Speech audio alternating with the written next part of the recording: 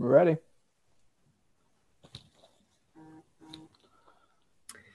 Thank you for joining us. This is Our Revolution, Washington Bernie Kratz Coalition vetting interview of Ryan McAllister, who is running for Jefferson County Commissioner number 3. Thank you for joining us, Ryan. Absolutely. Thank you for having me. And can you tell us a little bit about where Jefferson County is located within the state of Washington? Sure. So Jefferson County is on the Olympic Peninsula, across the Hood Canal. So we are right in between Clallam and Kitsap County. But our county does go out to the coast in the Queets Clearwater area. So the Olympic National Forest kind of separates us from the other part of the county. Okay. Thank you. Yeah. And so we'll start off with what we call the list. Okay. And as what we do is I go through and I'll say, say it's childcare or healthcare or what have you. And the question is, do you think it should be publicly funded through like taxpayers or private? Basically through taxes, so like socialized, or do you think it should be a private market? Sure. So private or public is kind of just the way, and some people will throw in public-private partnership. Sure, sometimes that's appropriate. Yeah. Right.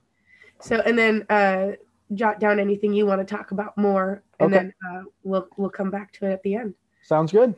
All right. So we'll start with healthcare. Okay. So private or public? Yes. Public. Okay. Postal service?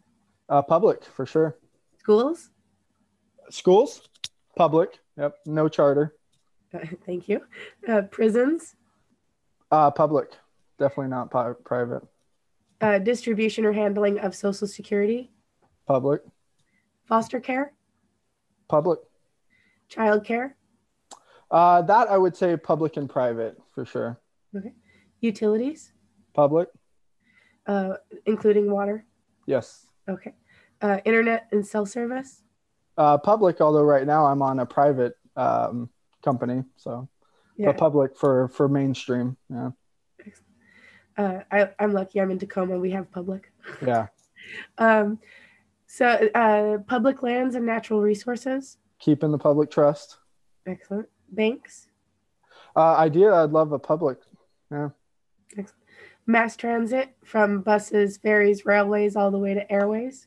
Yep. Public. Infrastructure. Public.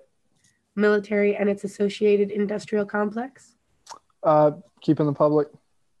Veterans Administration. Public. Scientific funding. Public, yeah. Space exploration. Public and private. I really love what SpaceX is doing, and we can go into that a whole bunch more. Okay. And libraries. Public. Community housing. Public. Elections. Definitely public. Legal services. Public and private. Okay. First responders. Public. And then this last one is less of it doesn't line up perfectly with this list. It's just my favorite place to throw it in. Sure. And it did make it to the new questionnaire, but it's a caregiver's basic income. Anybody caring for small children or elderly people or the sick and disabled would qualify for a caregiver's basic income.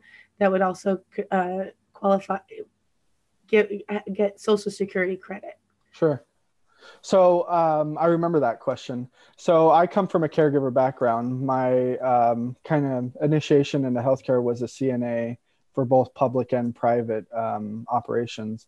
So I totally agree that we need to take care of the people that take care of our most at-need people. So yeah, in theory, I'm totally supportive of it. Excellent. Thank you. And then nothing gave me pause, the ones where you're like partner and public, or not so much a partnership, but both public funded versions and private. Yeah, absolutely. I think it's much like schools. Like I don't want charter schools, but I don't need to obliterate private schools. Absolutely. So there's space for that. Yeah, but just know taxpayer dollars should not go to charter schools for sure. Absolutely. Yeah.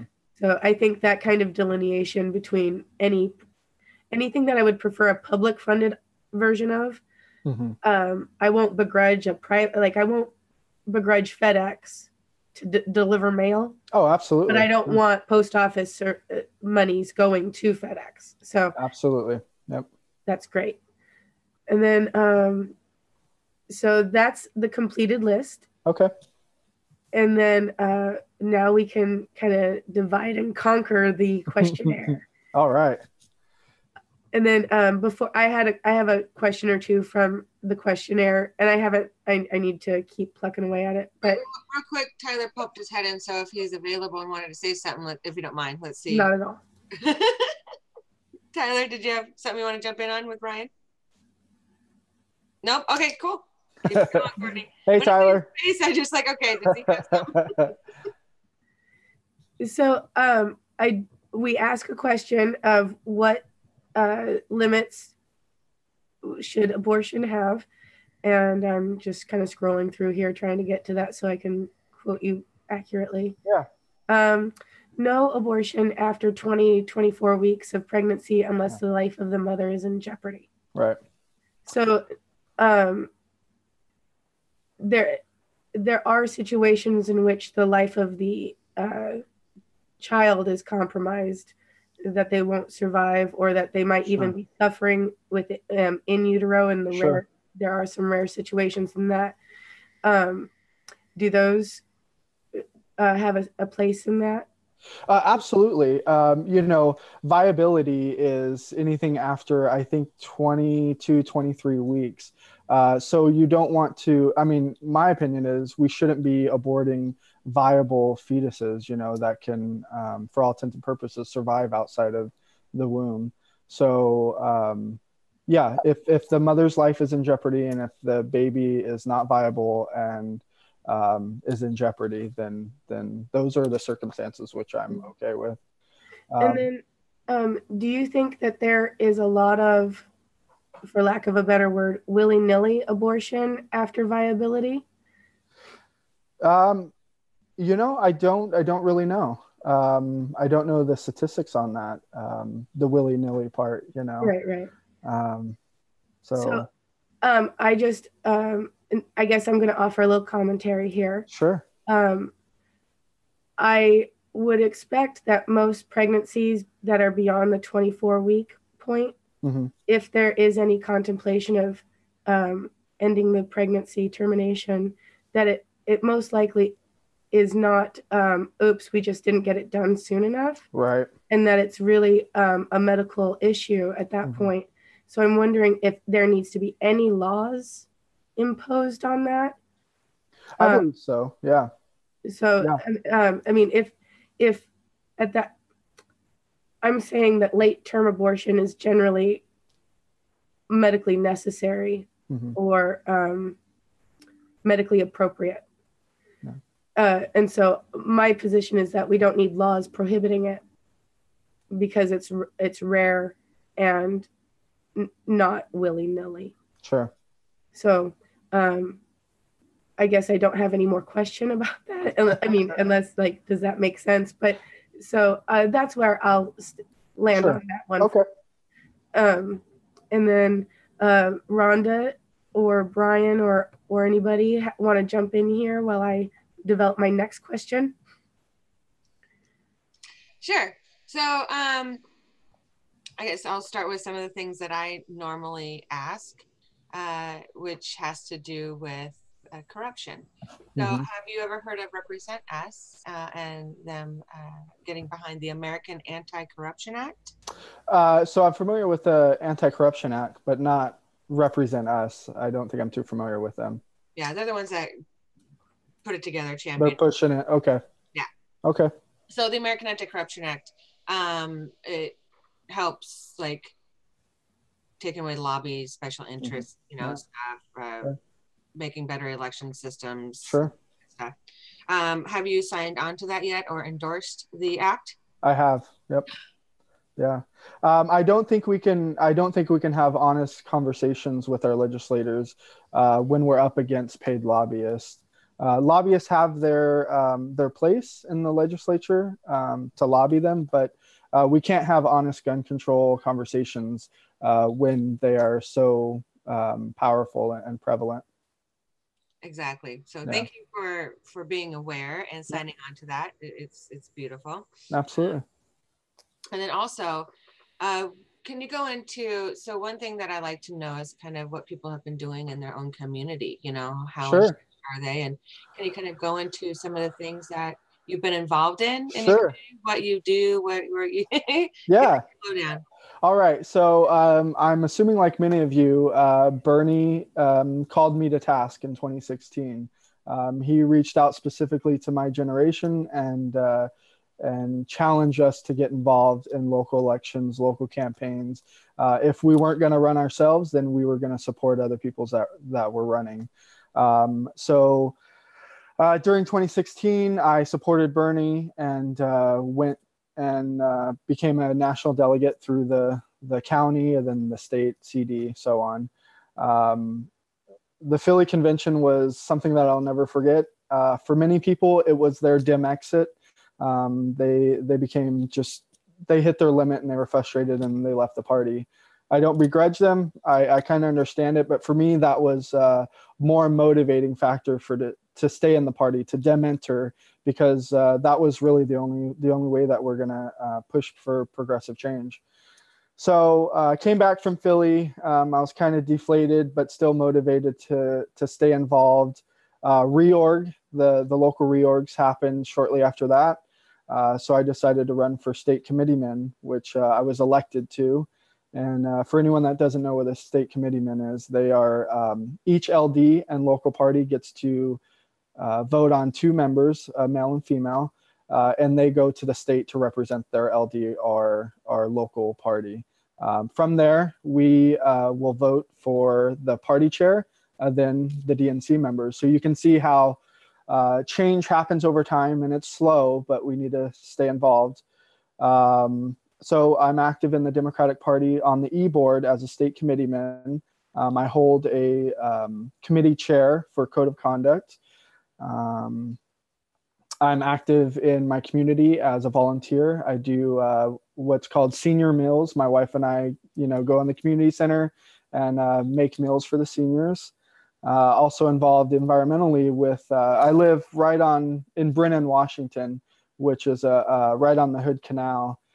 I live smack in the middle of 2 estuaries. So we do a citizen monitoring project and do water quality, what kind of wildlife is used in the estuary, just to get a nice trend of data.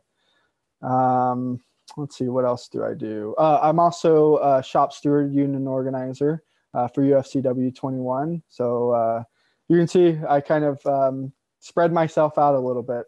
And I was also motivated to run. This wasn't part of your question, but I was motivated to run for county commissioner because this is my home, District 3 in Jefferson County. And everyone is familiar with Port Townsend. It's very, very blue. The county isn't so much. We're kind of a mixed demographic, mainly older folk, but you got your blues and reds and your independents that are right in the middle. So it's going to take someone pretty special that can reach out and reach across divides. And that's where I feel like I can play to my strengths. Oh, that's wonderful. Thank you. Yeah, absolutely. You're not busy at all, I hear. I also heard that you used to be a volunteer firefighter. Is that correct? Yeah, so I was a resident firefighter. So I was sent to the Washington State Fire Academy, graduated, earned my emergency medical technician certificate. So I was a firefighter for about 5 years, and then slowly worked my way into the ER, where I work now. And it's really rewarding work. And I think that's why I come out so strong with healthcare. And, I don't know what the answer is. I don't know if it's universal health, single payer, Medicare for all, but I know that our system needs overhauling. And I mean, I know some of the other universal health countries, they have their own problems, but we should be able to figure it out in this country. Absolutely. That would make my life in the ER so much better. Right now, we're just a catch-all for everyone. And it's understandably so. Not everyone has access to primary care, but it makes working in healthcare tough. But you guys are seeing a lot of primary care issues in the ER now. We are. Oh, yeah. I mean, flu-like symptoms all the time, which isn't really appropriate for the ER. But for many folks, that's the only place they can go. So. Sad. Thank you. Yeah. Thank you very much. But yeah, thank you for being so involved in your community. Yeah, absolutely. It's tough for people that have a job, and that's I guess that's another motivating factor of why I'm running for commission, is because I've been going to these county commissioner meetings since 2016, and by about 20 or 30 years, I'm the youngest person there, and so only my perspective is there of the younger generation, the working class. Jefferson County is massively demographic of the retirees and pretty affluent culture. So it's lacking a whole lot in county government. So we spoke before about your stewardship that you do. Yeah. So it's fascinating me. So again, being an activist in your community, in your union particularly, you help people understand contracts and all. Absolutely. And yes. You're big on the Janus versus AFSCME as well. So do you want to go into your union? Sure. So so kind of the basic level, I'm a shop steward in my emergency department. So the job of a shop steward is in the emergency room. We'll just pick that out. Other union members will come to me if they are experiencing any problems with management, if they need to figure out what the contract says about vacation or grievances. They'll come to me. I also sit in disciplinary meetings if they come up with membership. So that's kind of the job of a shop steward, is just enforcing the contract and empowering our members. And then outside of that, we've been working with our public sector hospitals because in June, there is a Janus decision coming. And so a gentleman by the name of Mark Janus in Illinois is a public sector employee, and he is claiming that his First Amendment rights are being violated because he sees the union, or he perceives the union as taking his dues and putting them towards campaigns or candidates that he may not agree with. So that's kind of the basics of what the court will be hearing. So we're pretty sure that this decision will go through, just looking at who our Supreme Court judges are. So we're doing outreach to all of our public sector employees and hospitals to let them know what's coming, to get them to recommit to the union. So basically, if this decision goes through, in a closed shop, some employees can decide, hey, I don't want to pay my $50 a month to go towards the dues, but they still benefit from the collective bargaining. So even though they don't pay their fair share, they'll still benefit. So we're just doing outreach right now to our public sector, and it's important to know that it's going to start in the public sector, then it'll just like the right to work, it's spreading. So. Oh, it's sad. Yeah. Thank you for keeping up on it and talking with your fellow members. Absolutely. Yeah, it's pretty important stuff. And I find it's more, unfortunately, it's more my generation that really doesn't understand the importance of unions. We've come accustomed to what the unions have fought for, and we can lose it. We can absolutely lose it. Right. Thank you. Yeah. Courtney, are you Brian? Anybody else? I have something. Okay.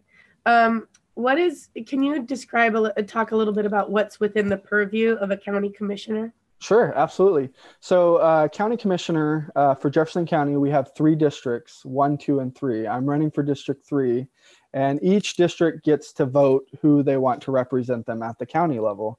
And so part of the job of a commissioner is Of course, setting the budget, maintaining roads, solid waste, ordinances, hearing public comment.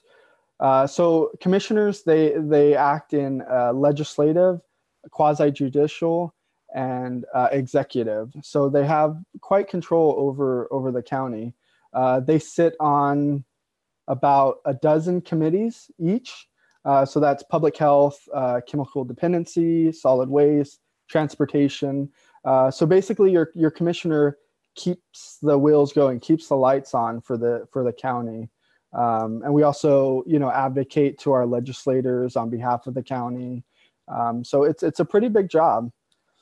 Yeah. So your influence is somewhat limited to your county, but because you advocate to your state legislators, exactly, you could influence some state level stuff. We should be, yeah, Right. Yeah, absolutely. Especially if we're advocating on behalf of our county. Yep. Excellent. Yeah. I understand your bully pulpit a little more now. Yeah. It actually kind of makes it perfect sense for the delegate, right? You're calling to the next step up. So you go to national delegate, and then you just right there. Yep. And that what sort of things would you advocate for? Say if you had the ear of the next one up above you, what are the top 3 things that you would bend their ear about? Definitely mental health in Jefferson County. We are severely underfunded. We have one facility that's been at its max for years. So we need more funding for mental health. And I think if we start there, that'll help our chemical dependency issue in this area. So healthcare will be top priority. Then just infrastructure. We have crumbling infrastructure in Jefferson County. Washington State is heavy on bridges, and we have our share out here that need funding and maintenance. And then my kind of main platform issue is public safety. It kind of ties in with my background in firefighting. On the Olympic Peninsula, we're pretty vulnerable out here, and we're overdue for that Cascadia event. And Jefferson County is by population is the oldest county in Washington, and we're about the 4th or 5th in the country. So we have a lot of residents that rely on medication, electricity, these things that kind of keep them going. So I want to do a lot of mitigating on the front end to prepare for that. Because my county EOC is saying every household needs to prepare for 30 days on their own. Because when something like this happens, the National Guard, Coast Guard, they're not going to be looking at our county. They're likely going to be focusing on the I-5 corridors where the density population is. So we're really going to be on our own out here. So those are kind of my 3 that I would advocate for our county. Awesome. I'm real quick, just one more. Sorry, Courtney. Yeah. Do you know of any fossil fuel projects or anything of the sort that's going on in your area? Not Jefferson County specifically. We deal with more of like net pins, shellfish farming, things of that nature. So as far as what you're running for, would you be able to advocate also for switching over for solar panels and water sources and water rights, and absolutely to protect the natural resources that we all depend on? Yep, absolutely. That goes right in with my public safety and preparing for an event like this. Yeah. Solar panels are getting cheaper and cheaper. There's no reason why we shouldn't have, solar farms in the county. I'm not saying that every single household needs to be solar equipped, but we could be doing a lot more than we are now. Thanks for the question. No problem. Thank you. Tyler. Oh, I'm sorry. Okay. I see Tyler. I want to defer to him if he has something. Hey, Tyler. I'm multitasking at the moment. I'm in a minute, though. Okay. Thank you, Tyler. When you were talking about the preparedness, it made me think of something I've been thinking of.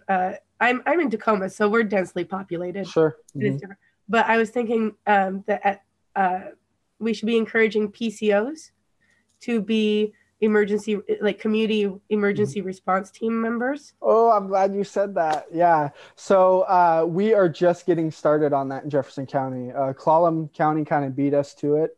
So originally I'm from California, and when I was about 17 or 18, I took CERT, Community Emergency Response Team. And I think that was kind of the start of getting involved in fire and EMS was CERT. So absolutely, if nobody knows what CERT is, it's an amazing program that teaches just the layperson, the everyday person, how to respond after an emergency. And you're responding in a very particular way because it's, if you think after they're predicting a 9.0 earthquake if the Cascadia, or when the Cascadia goes, roads, bridges, they're all going to be destroyed. So it's going to be neighbors helping neighbors. And that's what CERT teaches you to do, is how to reach out to your neighbors, how to kind of triage, how to secure utilities. It's an amazing program that I'm excited we're getting here. Fantastic. I'm glad I hit on the right one. Are you a CERT member? No, I want to become one. Yeah. And it's been on high on my list, but never at the top of my list for about 2 years. Yeah. The next time there's a training, I jump into it. It's I think it's only 2 weeks long, but it's really awesome. And then you get on a regional team and you can be deployed elsewhere. And another good program is a program called Map Your Neighborhood. Have you heard of that? No, I haven't. So that one's a good one. It's kind of like CERT, but Map Your Neighborhood is not, they're not teams that are deployed to other places. It's just your immediate neighborhood, about 25 households, and you're basically doing the same thing. Identifying resources that you all have, identifying the elder and the people that need a little bit more help during a disaster. And just, it's basically knowing your neighbors and what you guys would need in case of emergency. Excellent. Yeah. For building community. Absolutely. Yep. And decentralizing power where it's appropriate. Yeah. Joyce, Washington is doing some amazing things. They are doing they're putting Connex boxes in neighborhoods, and they're filling it for the neighborhood. So they can, one Connex box can feed 100 people for 80 days, which is amazing. I mean, that's exactly what we need to be doing. Yeah. Yep. Well, thank you. Yeah. Rhonda or Brian? Or Tyler's ready, I think. How's my audio? Can you hear me? Yep. Sound good. Ryan, most of my questions are strategic, as often is the case. You probably know you're well known and popular amongst the Berniecrats, but we are obliged in due diligence to reach out to any progressive opponents. And I'm wondering about specifically about Greg and some finer points. I'm doing some digging on the other channels as well, but do I understand correctly that he entered the race after you? Is that correct? That is correct. I entered the race fairly early, about 2 months before any other candidate. It was no secret that I was going to run months ahead of anything. But yeah, he did enter the race a little bit after I did. Yeah. And I also understand that you guys know each other. Any idea why he would jump in being a progressive against a progressive, I mean, that seems, something doesn't quite sit right about that. Yeah. Greg and I were friends before this. He owns and operates a few businesses in Discovery Bay, Washington, and he was very involved. He let us have like PCO trainings in his little pub. So I would definitely call him a progressive. Why he decided to run against me, I don't know. I can only tell you that what he told me, and that he was asked to run. I don't know by who or why, but yeah, there it is. Well, I'll let the crowd know that there's talk of of the sideism within the movement being highly involved with this decision. It's something that we have to parse apart because we deal with this all the time. Yeah. Ultimately, and we're we're talking about, well, we don't know what we're dealing with yet, but it is a phenomenon that we on the left have to deal with. Yeah. So what about other competition? I mean, is there a risk of splitting the vote in this race? Do we have to worry about? I don't believe so. So there is a Republican that has jumped in the race. He announced almost 2 weeks ago. Haven't seen really any movement out of his camp. But I think there is a fairly slim chance of being the spoiler, or splitting the vote. So yeah, it's top two like everybody else, right? You guys exactly. Yep. Yeah. And that's not something that I prescribe to. I mean, if you feel motivated to run, then you run. That fear mongering doesn't sit with me. Yeah, no, I don't dig it either. Believe me, not at all. I'm playing chess here and trying to figure out how to play as effectively as possible. Yeah. Okay. Well, that's all I got for you right now. Thanks for being on. I really appreciate your work in so many ways across so many playing fields. Yeah, it's a crazy environment, and I learn more every day, and I know way more than when I first came into this process in 2016. So no matter how this shakes out, I'm going to be better on the other side for it, and I'm going to know more for it, and I'm not going anywhere, so yeah. Awesome. All right. Thanks, Tyler. Yeah. Thank you, man. I wanted to make a quick comment. What's the inspiration for the colors of your website? A little bit of Seahawks, but I just like the colors. I mean, they stand out really well. I see all those stadium pics. Yep. Yeah. So that kind of brings up something that I would like to address. How do you feel about improving the helmets and all of that kind of stuff? Oh, I'm totally for that. I've been saying for years, like, we have some amazing technology. Why can't we put these in helmets? Shock absorbing sensors to know exactly how hard the hits are. And just what worries me is the kids too, though. Yeah. The kids are playing these sports too. And that, what does that lead to? Yeah. Yeah. I mean, these things are cheap and they're mass produced now. It's just getting, people on board to sign on to it. And the schools. And the schools. Yeah. School board, run for school board. Yeah. It's a good idea. My kids play. So yeah. Tyler gets after me all the time. He likes to hear about what my kids are doing, but I always wait for so yeah, I would love to be able to get the best helmets on those kids. Yeah. Let's see. I think there was one more issue that I should probably talk about. It's injured workers, really. Right now, there really is a war on injured workers. And in the county position, is there any influence that you would be able to have in any decisions that are made for how injured workers are treated? The only thing that's coming to mind now is county commissioners are responsible for negotiating union contracts. So I think there we can play a role, but specifically, a lot of that is handled at the state level by L&I. So nothing else is jumping out at me that I can advocate for. That's huge, though. Good question, Brian. Yeah. I guess I would ask on the same note, this is an issue that's been on our radar recently. Ryan, would you come to the table for a group that was meeting on how to address this issue? Absolutely. Yeah. Okay. Well, I'm going to put you on my invite list. Yeah, I'm all about workers' rights, man. Yep. Right. Thank you. I think that's about all I've got. Cool. Courtney, anything else? I was just reviewing and seeking something else to tweet. Oz's face popped up. So Oz, your turn. Hi, Oz. How you doing, Ryan? You remind me of Jordan. You remind me of Jordan Chariton. Just your look there, your presence. So that's that can be a good thing or a bad thing, I guess. I don't know. Nice to meet you. Nice meeting you. I wanted to. I don't know if you touched on it before. I think you did, but what about public internet? I know Jefferson County Hood Canal. Hood Canal, is that correct? Yeah, we're on the Hood Canal. Yeah.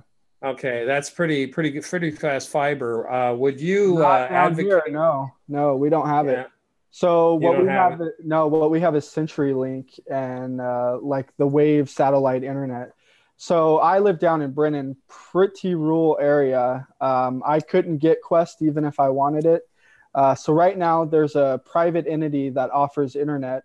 They're getting it microwaved from Kitsap County across the Hood Canal onto one of our mountaintops, Mount Jupiter. Then they're broadcasting it to the valley below. So it's innovative things like that that we need to be focusing on. But absolutely, we need high-speed broadband internet in the area.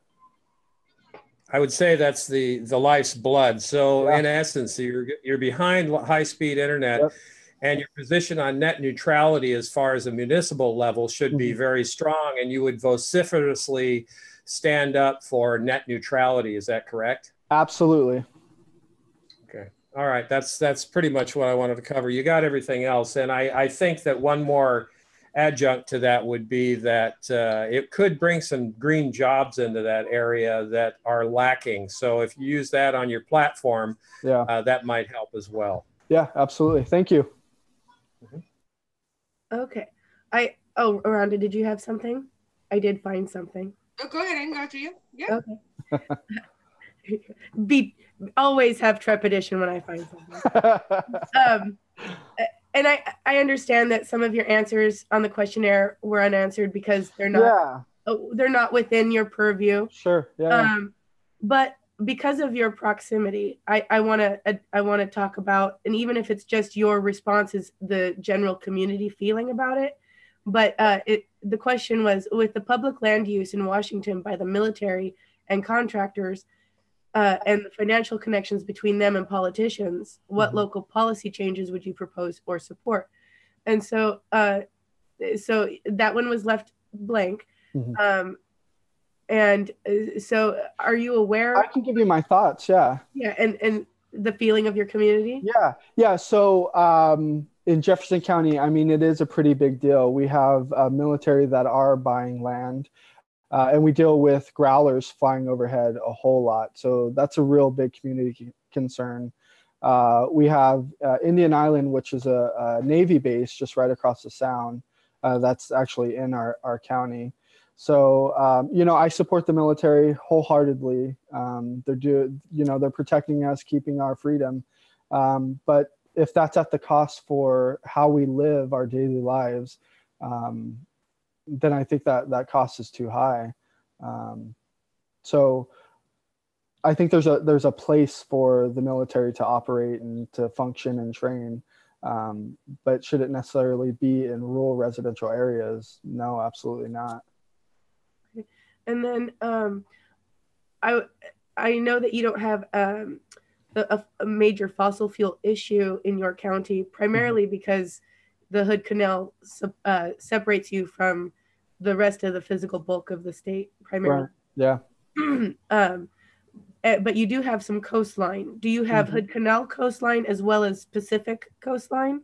We do, yeah. So most of our coastline is Hood Canal, but like I was saying earlier, the Olympic Forest separates our county and actually puts a section of our county, the Queets Clearwater area, all the way on the coast. So we do have coastline. And so in that way, you might find that your county has some secondary investment. Yeah. And so I'm assuming you mentioned fish netting, fish related aquaculture. Sure. Yeah. Issues. So Tacoma is fighting an LNG plant that is right at the port of Tacoma, right at the water's edge. So it has the possibility of influencing quite a bit of the Salish Sea, aka Puget Sound. Yep. Are you willing to use your platform for adjacent issues because of the impact it may have on your county constituents? Yeah, absolutely. I think if I can't advocate on a professional elected level, then definitely as an activist and a personal level. Yeah. Excellent. Thank you. Ron. Great answer. What is the economics kind of like in Jefferson County? What's kind of the jobs and what are? Wow. Okay. Good question. So, like I was saying, Jefferson is primarily a retirement community. So with that comes service level jobs and service level industry. But with the stipulation that Jefferson has the reputation of not allowing development, not allowing chains to come in, which can be a good thing, but it stifles growth. I like to say, unfortunately, that Jefferson County's biggest export is young people because they can't sustain life here. It's hard for someone to live and also work here because the jobs, there are jobs here.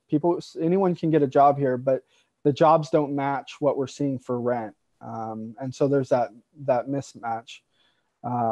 So as a commissioner, I want to allow growth. I want to allow development, but not just any development, not just any job. You have to be able to provide a living wage for someone. And the arguments there where, you can have 2 jobs, you can have 3 jobs, but that still doesn't work out, so yeah. Excellent. Thank you. On that, may I add an adjacent question to that? Please do. Okay. So in different parts of the state, we get different responses to the cannabis/hemp discussion. Yeah. So I'm curious about your community's thoughts on cannabis and/or hemp. I don't usually think of your area as a farming area because you're so. It definitely is. Oh, okay. Oh yeah, we're a farming community. Historically it was cattle, and now it's what's referred to as kind of gentleman farming. So small vegetables and whatnot. We still have cattle, but not a whole lot.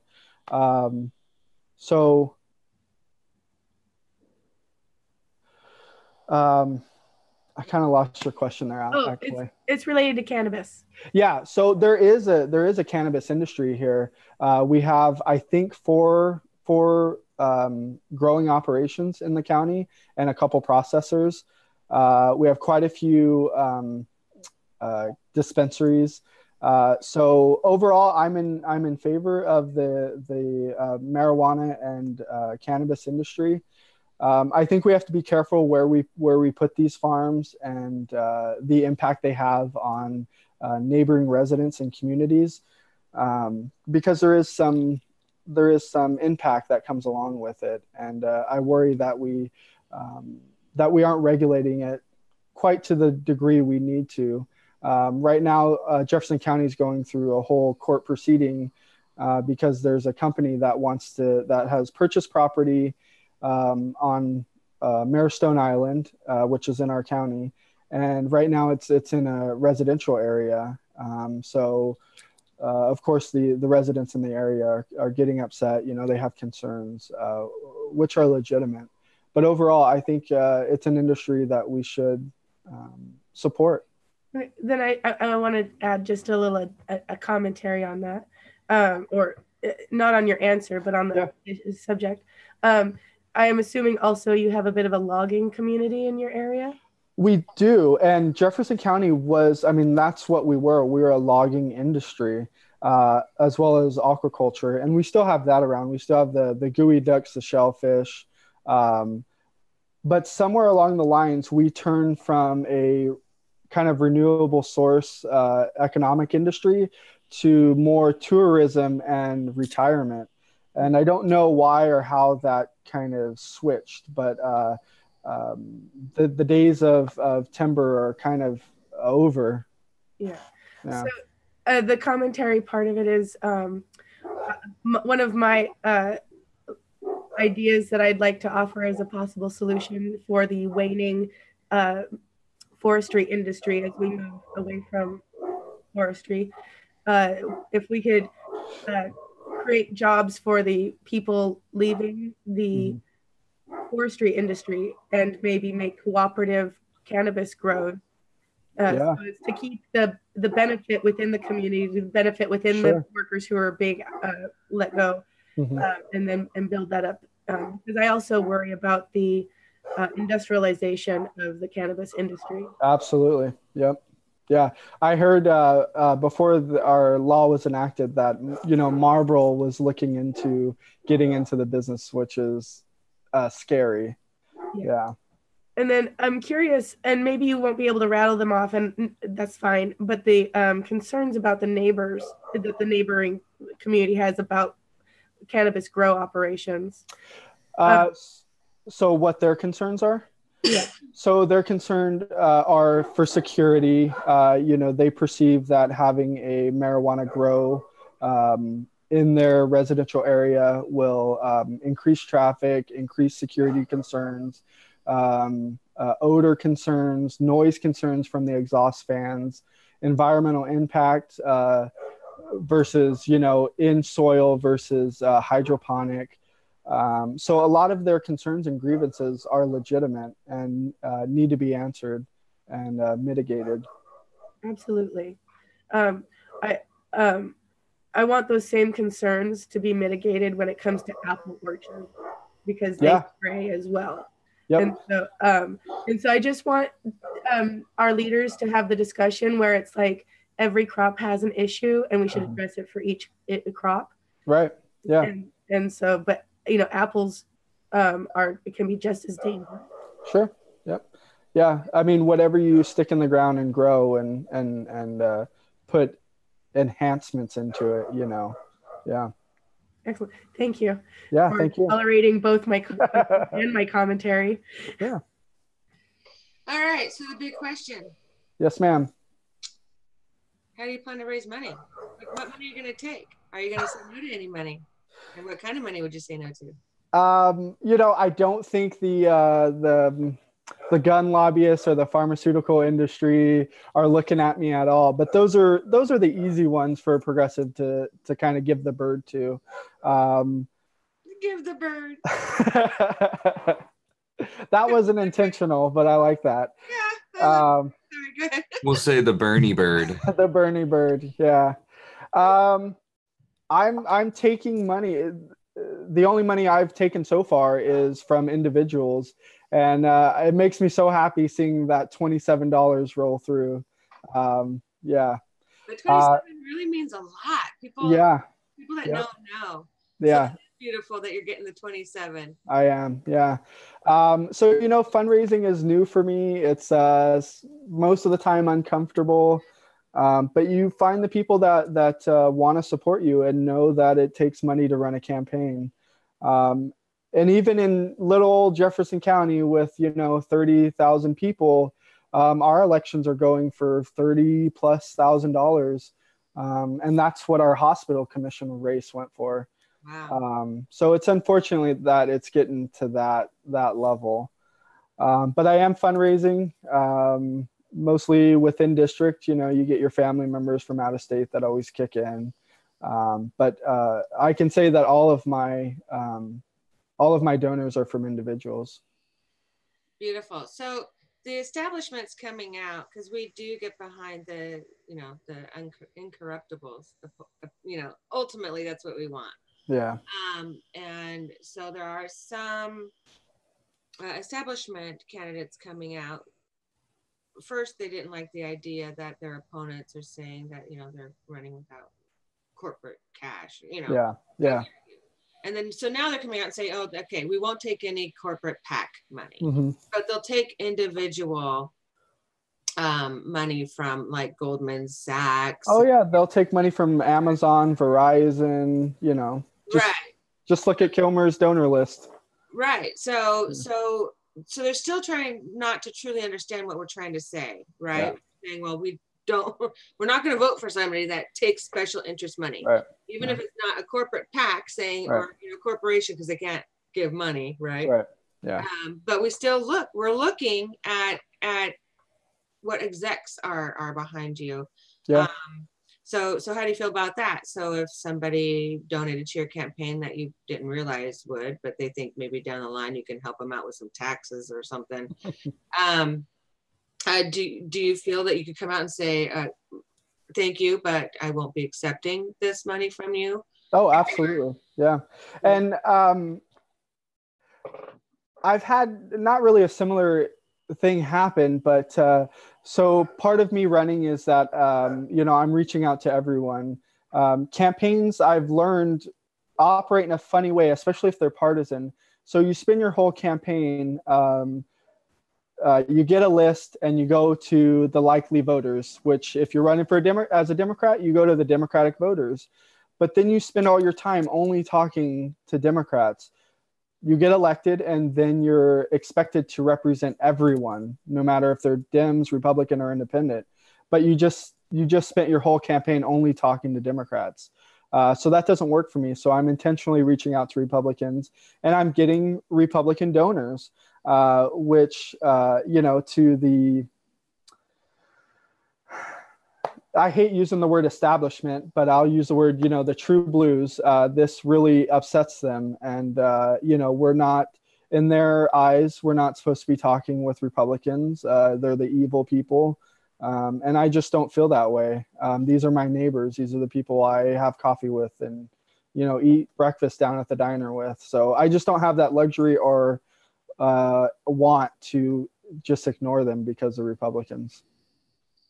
Excellent. Thank you. That is a good point, because that's where a lot of people I see get lost. Yeah. You're running as a partisan. You're not focused on the whole of the people. Right. Yeah, you can't say that you're going to represent the entire county if you're not talking to everyone. Right. When I talked to some of my reps or some candidates or some reps that were out there, and then, well, my constituents don't want that, and we're like, well, I'm a constituent, really? Yeah. Yep. It is a big disconnect. So thank you for pointing that out. That's big. Yeah. And I love that you're getting Republican support. Yeah. Because it reinforces what we believe, which is that policy trumps party. It absolutely does. Yeah. I hear in local parties and LDs, the only job for the Democratic Party is to get Democrats elected. And well, yes, that's true. I mean, but we're also, an activist community and environmental humanity, so. And I like that some LDs are even endorsing independence. Mm-hmm. Yeah. Yeah, I like that they're starting to branch out a bit more. But again, that's happening because of the first wave of kind of the PCOs after so I know that people are saying out there it's not working. In some areas it really is. And it is. You can't expect change overnight either. It's a long game. I mean, these the bylaws and platforms, they don't get changed overnight. This is years long game. And the PCOs that were elected, they elected, the wave after Bernie, they elected the state committee people like me. They elected the chair of their LD and local party. And from there, we move up. We don't have, in Washington State, I think we may have one or two, Bernocrats on the DNC. But that's going to change the next time there's an election in the state for DNC members. Because of what we've done 2 years ago. So it's a long game, and it's dem enter, not, we need to stay in it. I'm an inside outside gal. Sure.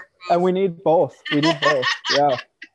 Well, because of the restrictions that some parties have, we need both. Because they say we're the big tent, but you can't come in if you don't identify as a Democrat. But you can still share the same mentality and ideas and not want to consider yourself a Democrat, I guess. And I'm wondering, why is the tent big enough to support incumbents that don't align with our platform? Yeah, that's not really a question for you. I'm sorry. I'll just leave that one out there. No, but I mean, we spend all this time on our drafting our platforms, and then we don't hold our electeds to it, and we re-endorse them and endorse them again and again, because, like I said before, our job is to get Democrats elected, and if a Democrat has a seat, then no one should challenge them, and we should protect them because that's their seat. I came up against that because when I announced when there was still a Democratic incumbent. She has since said that she's not going to seek re-election, but I got a whole bunch of hate because I announced against the Democratic incumbent. And you just don't do that around here. Yeah, you just don't do that around anywhere. They don't like it, period. So Yeah. Yeah. When I get elected and when I run again, I've learned a lot from this early process, and I can say that I will never treat a challenger or someone that wants to primary the way I've been treated, for sure. Because it's even if I'm running for re-election, it's not my seat, it's the people's seat, and they put you there. So yeah. I wish I had one of those sound machines, you know, that we're gonna start doing sound effects. I'm gonna get a soundboard and we're gonna go, hey, Black does or something. I like that. Oh, thank you. So I don't know if there's any more questions, and if not, we're getting ready to, you know, it's been about an hour, so we've had you for a good time, and talk if you'd like, but I'd like to give you the opportunity again to, you know, state who you are, what you're running for, give a little spiel on some things that you want to make sure people come away with, and how they can find you and what they can do to help. All right. Okay. Thank you. So I do want to thank you guys for even giving me the opportunity to be here, and thank you for putting out the questionnaire. There are organizations that I've been kind of reaching out to that don't have a questionnaire, don't have a process set up. So I thank you guys for doing this, and also just for vetting and helping out other candidates. It's really important. So my name is Ryan McAllister, and I'm running for Jefferson County County Commissioner, District 3. And just a little bit about myself. I'm a former firefighter and EMT. I currently work in 3 emergency rooms. And so my platform is kind of built off of my experience. And my 3 main issues are, the first one is public safety. I believe that is the biggest and most important job of a county commissioner, is maintaining public safety for the people that they're charged with protecting. And so when I think about public safety, it's preparing ahead of time for not only that Cascadia event that we keep hearing about, but for any kind of man-made or natural disaster. Jefferson County is one of the oldest counties in the nation. It's the oldest in the state, for sure. And we have a lot of vulnerable residents and population here that rely on medication, that rely on electricity. And I think we can do a lot in the forefront to prepare for an event like that, to secure food, secure medication. And then Jefferson County also has the reputation of not being easy to live or develop or work here, or to start a small business. And I want to change that. This is a beautiful part of the world, and I think it should be more accessible to not just the retirees or the affluent people in our community, but for the everyday people, like me, the blue collar workers that don't want to be rich, don't want to, that just want to survive, have a comfortable life. And I think we can do that here in Jefferson County. I get the impression that we're a community of entrepreneurs, and we need to make it easier for people to be able to start a small business in the community and hire people. That's how I see it. And then kind of my last issue is restoring and renewing trust in local government. That seems to be something we're lacking for the representation in my district specifically. A lot of our elected officials are, of the retirement age, and they're only hearing the concerns of the retired people. And so that's what I want to bring my voice and my perspective to county government, and represent the people that don't have the time to go to Monday morning 9 a.m. meetings because they're at work. I want to change a lot of this. And I want to be one of the first commissioners to actually spend time in their district. Right now, all of our commissioners spend the vast majority of their time in Port Townsend. And for me, that takes an hour to get to Port Townsend. So to have other constituents be expected to drive that amount of time to talk to the representative and to lobby them, it's just out of reach for a lot of people down here. So I'm going to take the time. And I know the job of a county commissioner is extremely busy, and we sit on multiple committees. But I think we should be able to make the time to be in our district, because that's the only way we're going to know the concerns of our constituents. right now they more rely on people coming to them with concerns. And I want to be more active than that. I want to go after them and actually engage the community. Anyone in Jefferson County, I do ask for your vote. The ballots go out the first week of August for the primary, and then it opens it up. Whoever makes the top two go on to the general, and the entire county votes after that. Where can we find you? Yes. So my website is ryanmcallister.net, and that's RyanMcallister.net. And then I'm also on Facebook. It's RY, the number 4, Commissioner. And if you just put my name in there, I'm sure it'll pop up. I do have an ActBlue account, so I am, of course, running an active campaign that does cost money. So give what you can. Like I said, I do love seeing those $27 roll through. So yeah. And then what kind of help could you use other than money? Like people want to.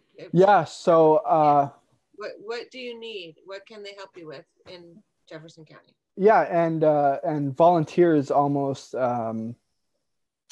goes further than money. You know, we need volunteers for canvassing, door knocking, sign waving will be starting soon.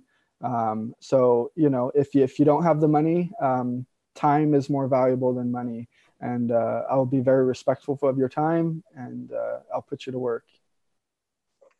Thank you again so much. Yeah. Thank you for guys. stepping up and running. Yeah. I look forward to hearing from you more in the future for sure. Yeah. Well, I appreciate it. All right. All right. Thanks, guys. Thank you all for joining us today. Bye.